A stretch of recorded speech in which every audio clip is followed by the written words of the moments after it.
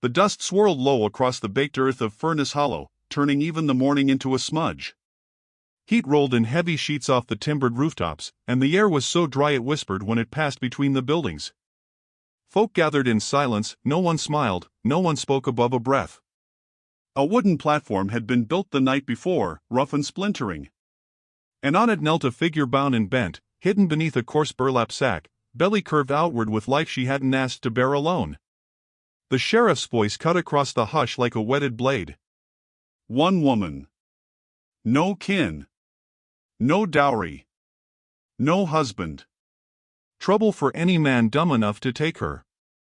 Amos Boone was built like a tree stump and twice as bitter. His mustache twitched with satisfaction as he turned to the crowd. Reckon we start the bidding at $1 silver. She don't fetch that, I'll turn her over to the county workhouse till that bastard child comes. A murmur. A cough. Then stillness again. A few men looked on with a mix of disgust and intrigue, the way folks do when they see something wounded and wonder if it bites. Women held their children closer, whispered about sin and ruin and what happens when a preacher's daughter strays. She didn't move. Her wrists were bound in front of her with rough leather strips, swollen from heat and time. The sack over her head twitched once as she shifted on her knees, slow, like every joint had been starved of oil. And from the edge of the square, a shadow moved. He was taller than the rest, a wall of coppered muscle and stillness. Bare-chested, boots dust-caked, hair bound in twin braids that fell to his ribs like black rope. An old scar tracked across his collarbone, half-mooned and pale. His name was Dakota Red Elk, but folks called him Cody when they dared call him anything at all. He said little, lived farther out than even the wolves dared, and rode into town only when tools broke or horses needed salt. Now, as the crowd parted to let him pass, no one breathed. He walked like water, without sound or apology. One of the town boys whispered, "Ain't he Apache?" and got cuffed by his pa. Cody stopped at the base of the platform. Sheriff Boone eyed him, a grin stretching slow across his face. Well, well. If it ain't the red ghost come down from the canyon. You fixin' to buy this girl, savage? Cody didn't answer. His gaze moved from the sheriff to the figure on her knees. She trembled. The sack shifted again, and this time a voice slipped through the burlap, no louder than breath. My baby is coming. Silence dropped like a stone. Please, remove the sack and buy me. It wasn't a plea, not really. It wasn't begging either. It was the kind of sentence a woman said after hope had withered and something deeper had taken its place, a kind of unlit fire. Cody stepped up onto the platform. Boone's smile soured. Now hold on. The Apache knelt. His hands, large and calloused, undid the leather bindings at her wrists, slow and without rush. Then he reached up, and the town watched as the sack was lifted. Rosa Lynn Whitaker blinked against the light. Her eyes were gold-flecked and dazed. Cheekbones gaunt. One lip split, healing. Her brown curls clung to her sweat-wet neck, and her breath came shallow from the heat and the weight of the unborn child. She looked at the man kneeling before her. His eyes were dark earth and fire both, and something in her stilled. He reached into the satchel at his side, drew out a silver coin, and set it down on the platform beside her. Sold, Boone said, spitting into the dirt. God have mercy on your poor fool soul. Cody ignored him. He stood, and with the ease of a man who'd lifted heavier burdens in worse weather, he gathered Rosa into his arms. She flinched at first, and used to softness. But he didn't look at her as something broken. Just something he would carry. Her arms draped around his neck, more from exhaustion than intent. The crowd watched them go, no one daring to speak. Dust followed their departure like a trailing ghost, curling up from Cody's steps. Boone muttered curses under his breath as he kicked the platform's support beam. Let that Apache take her. The baby'll come and die, and so'll she. That's what you get for mixing sin with savagery. But Minnie Braith, leaning half in shadow behind the post office, folded her arms and whispered, or maybe that's what you get for mocking God's mercy. The trail Cody took led east, past the edge of what folk called proper land. Cacti stood like green-armed prophets. Coyotes waited till dusk. The land flattened and then climbed again, toward cliffs and brush and one crooked cottonwood standing sentinel over a cabin made of old hands and older grief. By the time he reached the threshold, Rosa had drifted in and out of a half-sleep, the baby shifting within her like a tide. He didn't speak. Just set her gently down on a pallet near the hearth, brought water in a clay cup, and returned outside. The cabin smelled of wood smoke and leather. Dust hung in the air like hush. Rosa sipped slowly, throat raw. Her eyes scanned the space. A small shelf with worn books. A carving knife beside a whittled horse. A single feather hanging from a nail above the window. She tried to stand. Failed. Her palm pressed to her belly, now contracting faintly in waves that scared her more than she let show. She bit her lip until it bled. Outside, Cody chopped wood. Each swing of the axe was steady, not angry. Not rushed. Just rhythm, like his silence. She watched from the open door. Tried to make sense of him. He didn't look at her the way the others had. There'd been no heat in his eyes. No pity either. Just recognition. That night, he slept outside, near the horses. She heard them huff in the dark, the creak of saddle leather shifting in breeze. She curled on the pallet and dreamed of water, then of flame. And in the morning, when the sun rose low and golden through the canyon gap, she found a peach on the windowsill. Soft. Ripe. A mark that someone thought she might still deserve sweetness. Her throat tightened. She ate it slowly, skin and all. When she looked out, he was mending the fence, shirtless, back to her. Scars down his spine spoke of old battles no one asked about. She whispered, to no one at all, "You didn't have to carry me." But he had.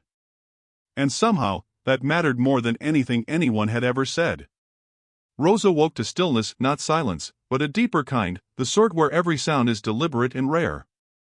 A bird's wings beat twice overhead, then vanished into the dawn. The hearth beside her was low and glowing, the last embers sighing beneath a shroud of ash. Her body ached, belly heavy with life, ribs tight from restless sleep. But she was not cold. Someone had laid a quilt over her during the night, tucked with a care that startled her. The door creaked on its hinge.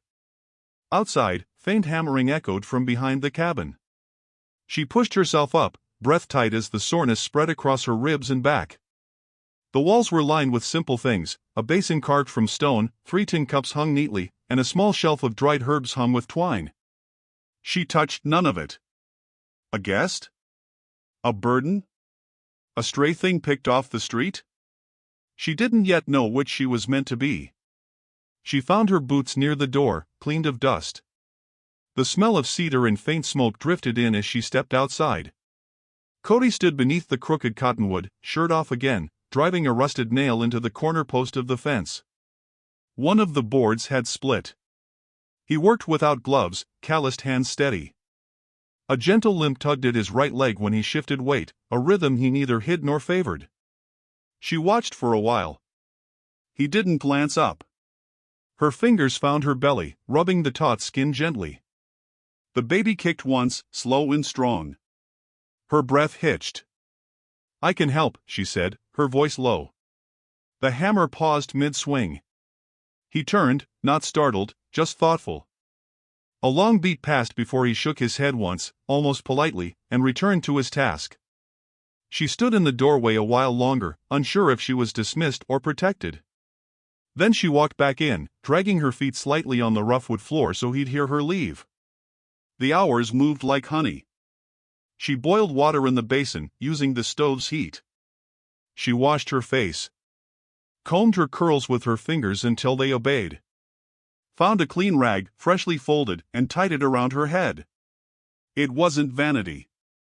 It was remembering she was still human. That night, he laid a plate of beans and fry bread on the floor beside her pallet, said nothing, and sat on the porch as stars gathered above like watchful eyes. She ate slowly, even though her stomach twisted. The food was simple. Warm. Mercy by a different name. From the porch, a coyote yipped once. Then silence. She crawled to the doorway and peeked out. He sat on the edge of the porch, knife in hand, slowly whittling. His expression unreadable. But his shoulders were soft, not tense. It felt wrong to interrupt. "Thank you," she whispered, mostly to the dark. He didn't reply. But he didn't walk away either. She slept easier that night. The next morning, she rose before the sun. She tried to sweep the cabin floor with the old straw broom in the corner. Her back screamed by the third stroke. She dropped to her knees, teeth clenched. The door opened behind her. Cody stepped in. He didn't speak, didn't touch her. Just walked past, picked up the broom, and finished the sweeping. Each stroke was measured, quiet, like he wasn't cleaning so much as tending to a wound. She sat back against the wall and watched him. Noticed how his braids stayed tight, how his hands bore scars that were old and deep and cleanly healed. The kind that came from rope. Or shackles. "What happened to your leg?" she asked, unsure why. He didn't answer. But he turned his head slightly, enough for her to see a shadow in his eyes. Then, softly, horse fell. Years ago. She didn't ask more. Pain that old didn't want company. Later, he brought in bundles of sage and yarrow and laid them near the hearth. She tried to help him sort them, but her hands fumbled, and the baby turned sharp inside her. She winced, sitting quickly on the pallet. Cody crouched down beside her and placed a hand gently on her knee. Not to hold. Just to steady. His eyes didn't look at her face, they looked at her breath, her pulse, her fear. He nodded once. Then rose and brought her a peach. Again. She laughed, soft and strange. "You got a tree?" He nodded, once. Still didn't smile. She bit into it, the juice dripping onto her fingers. It tasted like sun. That evening, the wind picked up. A rider appeared on the ridge.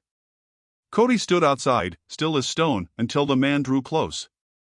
A wiry fellow in a deputy's badge. Deputy Lester Crane.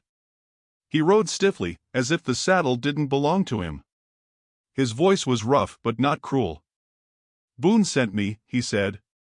"Wants the girl back. Says she's not yours to keep." Cody said nothing. "She's with child. Town says she's a threat. We got order from the circuit judge." Said any settler not under contract. Cody looked at him. Just looked. The deputy swallowed hard. "I'll tell him you weren't home," Lester said, turning his horse slowly. "But he'll come back." Dust trailed the deputy like smoke as he left. Rosa sat on the steps when Cody returned. She hadn't heard what was said, but his silence told her enough. "You'll get in trouble," she said. "If you keep me." He stood, arms crossed loosely. The sun dipped low behind him, haloing his shape in red-gold light. He said, in that gravel-deep voice, "I didn't buy you to leave you." She blinked. Her lip trembled before she turned her head. "I never thought I'd matter again." "You do now." 3 words. No frill. No softness. But they struck deeper than sermons ever had. That night, she watched him through the window as he built a small pen beside the corral. Not for horses. For something else. The next morning, he brought back cedar branches. Laid them with care. Rosa saw him sketching something in the dirt, measuring with his boot. He was building a cradle. She stood in the doorway, one hand on her belly, the other on the frame. Her eyes misted. "Did you ever want a family?" she asked. He paused. "Had one." She waited. He didn't continue. So she said, "I lost mine. Long before the baby." "You didn't lose it," he replied. "They left you." The distinction gutted her. She sat beside him that night on the porch, the moon silvering her face. He whittled. She rested her head against the doorframe. "When the time comes," she asked, "will you stay?" He nodded. "I always stay." The quiet between them softened. Inside, the hearth flickered. And the cradle waited. Not yet finished, but started. Which, for the first time in years, felt like enough. By the time midsummer came, the sky had turned white with heat. No clouds, no breeze, just the stillness of a land waiting for something to break. The kind of stillness that made even birds hush and dogs refuse to bark. Rosa sat on the porch with her ankles in a tin basin of lukewarm water, a rag clutched in one hand, the other resting on her swollen belly. Her breath came short. The baby pressed against her lungs like a fist. Cody moved quietly across the yard, pulling a stubborn wheel from the axle of the wagon. He hadn't spoken much all week, but his silence never bit. It held weight without edge, a kind of respect no one else had ever given her. She'd learned to read him by the shape of his shoulders. Today, they were tense. She noticed the tension before he did. A flicker of dust rising near the canyon pass. A single rider. Not fast, but steady. Her hand gripped the basin's rim. Someone's coming. Cody straightened. Didn't speak. Just watched. One braid hung forward over his chest, and a thin line of sweat traced his spine as he stood in the sun. He waited without flinching. The rider was Reverend Alden Dross. Rosa knew his voice before she saw his face. Heard it like an echo in her bones. He'd baptized her when she was 12. Told her she'd marry a preacher one day, live clean, be a light. Now his eyes raked over her like she was a stain. "My God," he muttered, dismounting with a grunt. "I heard the rumors. Thought they were lies. But here you are, barefoot, fat with shame, keeping house for a savage." Cody didn't move. He didn't even blink. But his body shifted ever so slightly, placing himself between Rosa and the preacher. She tried to rise but stumbled, breath short. "Don't," Cody murmured. He didn't look at her. Reverend Dross threw his hat on the ground. "I gave you every chance, Rosalind. Every warning. And this is what you've become. You were the Lord's girl." Her hands clenched her knees. "The Lord didn't throw me out. You did." He stiffened. "I carried your son's child," she added, voice low. He laughed. "You told me to go, and you never said my name again." The preacher's face reddened. "You should have drowned the sin before it grew legs." A muscle twitched in Cody's jaw. "You need to come back to town," Dross continued. "Before that baby's born. Before Boone decides you're raising some half-breed demon in the wild. You need to repent, girl. Wash your hands of this filth." Cody stepped forward, his shadow covering half the yard. "You done talking?" The preacher scoffed. "I'll be back with law. And when I do, you'll be sorry you ever." But his words faltered. Cody didn't threaten. Didn't shout. Just stared. And something in that silence said more than rage ever could. The preacher turned. Picked up his hat.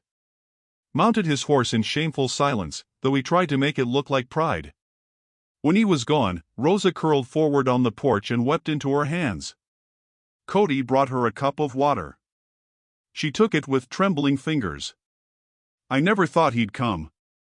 I thought I was far enough out." "You're not what he says." She looked up at him, tears clinging to her lashes. "You don't know what I am. I know what you're not." That night, Cody stayed inside. Sat by the hearth as she dozed, carving small animals out of pine wood. A rabbit.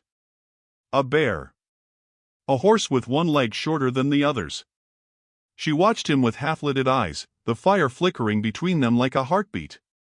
"Why do you keep me?" she asked. "When it would be easier not to." He didn't look up from the carving. "You stay because you want to. I didn't choose this." He set the carving down. "Then choose now." Rosa turned her head toward the cradle, still unfinished in the corner.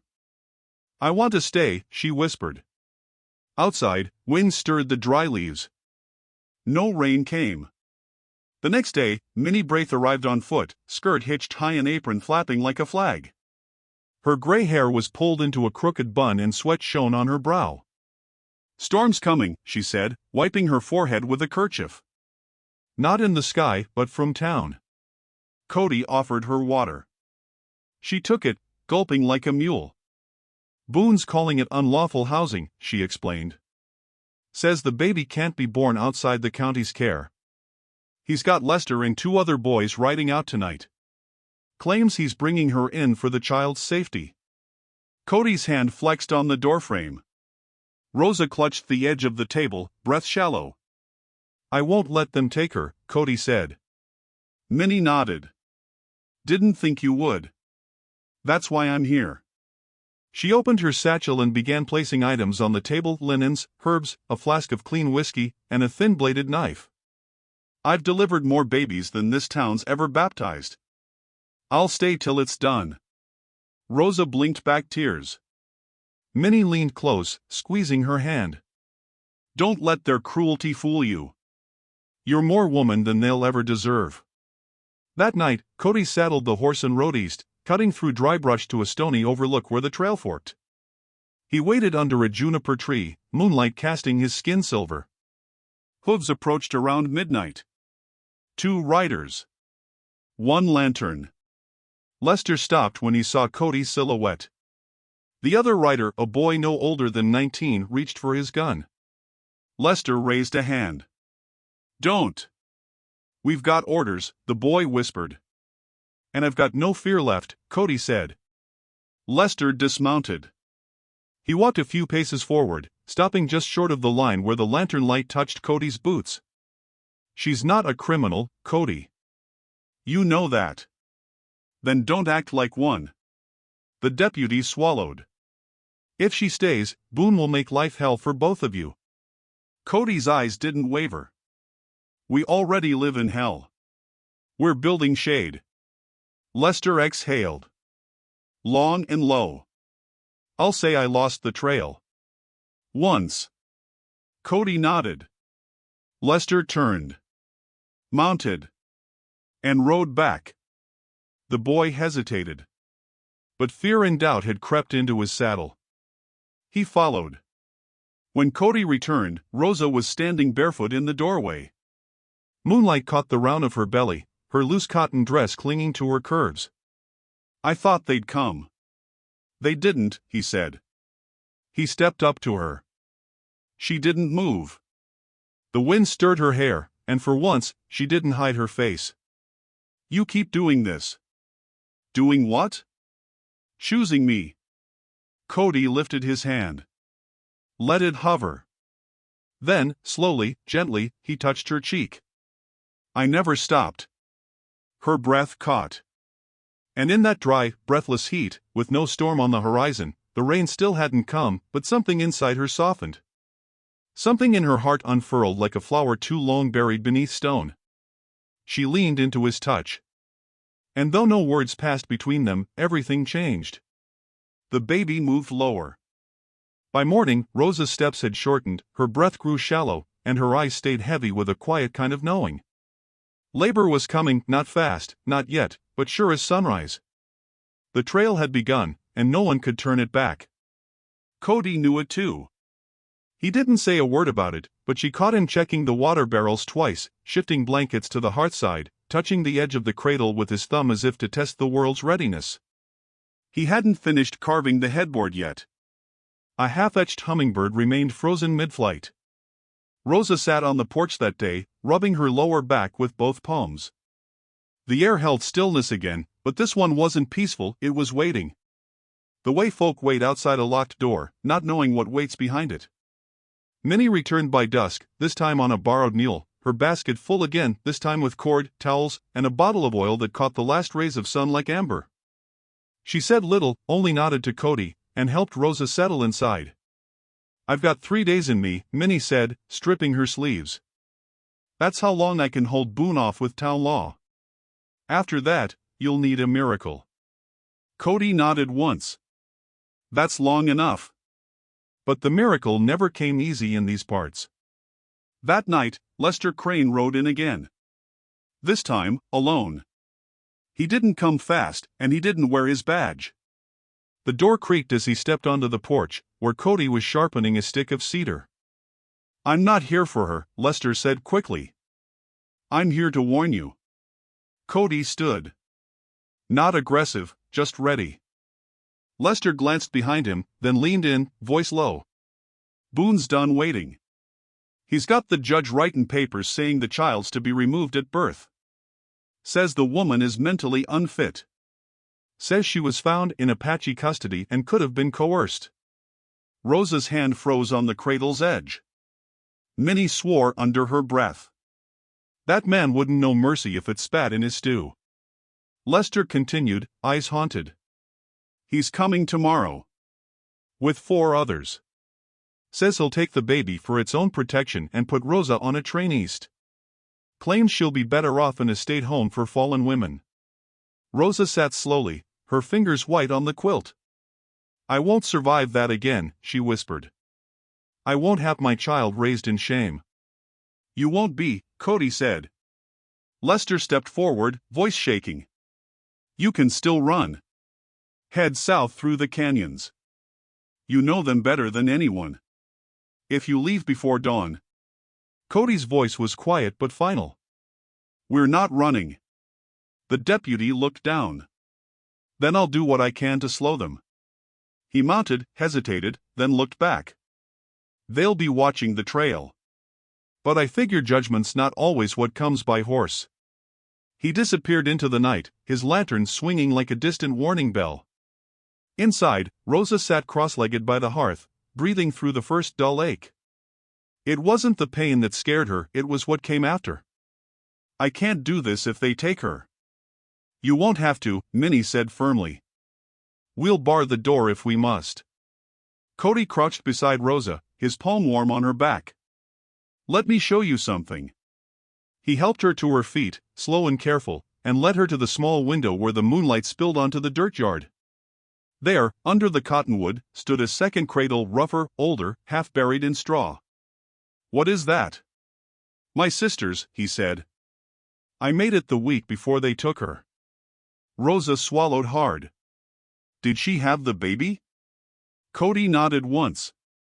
"A girl." "They never let her hold her." She reached for his hand. "Found it already waiting." "I'm not her," she whispered. "No. You're staying." That night passed without sleep. The pains came closer, sharper, but she breathed through them, face buried into the crook of Cody's shoulder as he braced her through every surge. Minnie barked orders like a war general. Water. Blankets.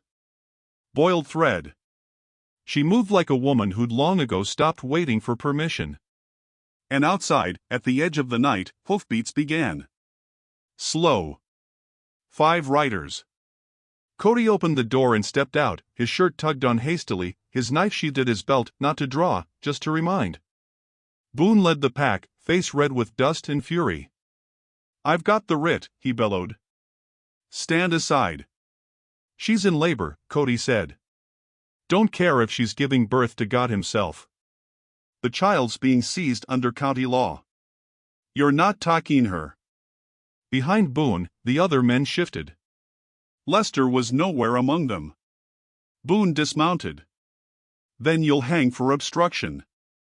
Cody didn't flinch. "You already tried to kill me once. Didn't stick." Boone drew his revolver. "Last chance." And then a cry. From inside. A baby's first wail, sharp and real and alive. Boone turned, startled. The riders behind him didn't move. The cabin door opened wide. Minnie stepped out, arms trembling, a tiny bundle held tight to her chest. "The child is born," she declared, voice full of something ancient and untouchable. "And by heaven's mercy, she lives." She walked down the porch stairs like a woman twice her size and planted herself in Boone's path. "You shoot now," she said, "and you'll have to kill me too." Boone froze. Behind him, one of the younger men lowered his rifle. Another turned his horse. The sheriff looked back and found himself alone. He spat. "This ain't over." "You're right," Minnie said. It's just beginning. Boone rode off into the dust, swallowed by his own fury. Inside the cabin, Rosa held her daughter for the first time, her tears mingling with sweat and relief. Cody kneeled beside her, one massive hand resting over both of theirs. "She looks like you," he said. Rosa smiled weakly. "Then maybe she'll be strong." "She already is." In the cradle, the child opened her eyes. And saw only love. Dawn cracked like an egg over Furnace Hollow, spilling gold across the dry grass and casting long shadows from the cottonwood tree beside the cabin. The child had been born hours ago, but the world had not paused to notice. The birds still circled, the wind still whispered through sagebrush, and the baby, small and red and perfect, cried as if claiming her place on earth with lungs too mighty for her size. Rosa cradled her daughter with shaking arms. Her dress was stained, her face pale, but her gaze was fierce and awake. Sweat glued curls to her cheeks, but she looked radiant, transformed like something forged, not broken. The baby's tiny fists clenched and unclenched, one foot kicking against the blanket. "She's strong," Rosa whispered, more to herself than anyone else. "Stronger than I ever was." Cody sat beside her, knees to the floor, his head bowed, not in prayer, but reverence. He hadn't said much since the birth, only held Rosa's hand through every breathless push, wiped her brow with trembling fingers, and whispered, again and again, "I'm here." He looked at the child now as if she were fire and water both, something sacred, something dangerous, something his hands weren't sure they deserved to touch. Minnie, bone-tired but proud, hovered like a hawk. She'd cleaned up, set water to boil, and now leaned on the doorframe with her apron soaked and her feet bare. "I named her Hope," Rosa said softly, stroking her daughter's brow. "Not for the world. For me." The moment hung still. Then came the knock. 3 hard raps on the wooden door.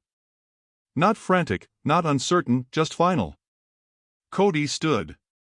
So did Minnie. Rosa's grip on the baby tightened. Boone's voice, slick and bitter, slid through the cracks in the wood. "I gave you a chance yesterday. I'm not leaving this time without what's mine." Cody didn't answer. He walked to the window, peeked through the threadbare curtain. 4 riders this time. Not townsmen, hired guns. Faces unfamiliar, grim, all business. Boone had brought outsiders. Men who didn't know names, only orders. Minnie stepped toward the door. "He can't take her. Not with a writ. Not with a war." "He's not asking anymore," Cody said quietly. "This is the storm." Outside, a match flared. Boots thudded on the porch. Rosa's pulse throbbed in her ears. She shifted, wincing, trying to sit straighter. "Take her," she whispered, pressing Hope into Minnie's arms. "Take her and run." "No," Minnie said, voice like steel wrapped in velvet. "We don't run from cowards." The door creaked open before they could brace it. Boone stood there with a pistol already drawn, a smirk crusting his lips. His coat was dusty, eyes swollen with sleeplessness and venom. "I warned you," he said, leveling the pistol at Cody's chest. Cody didn't move. "I got a court stamp," Boone continued. "The child's born. You were never married, never documented. You're trespassing Apache living with a disgraced white girl. That baby ain't got a future here. The law says I take her." Cody took one step forward. "You're not the law anymore. You gonna stop me?" Boone snarled. The gunslingers outside shifted their weight. One glanced toward the cottonwood. Another licked his lips. "You'll shoot a man holding nothing?" Minnie said behind Cody. "In front of a mother who just gave life?" Boone's face twitched. "I'll shoot whoever stands in the way." Rosa's voice, ragged but cutting, rang from the bed, then looked me in the eye. Everyone turned. She stood, trembling but upright, the bedsheet draped around her like a white cloak. Blood still on her thighs. Her face gaunt but blazing. "You look at me," she repeated. "I'm the girl you cast out. The girl you called lost. I bled on your church floor and you stepped around me.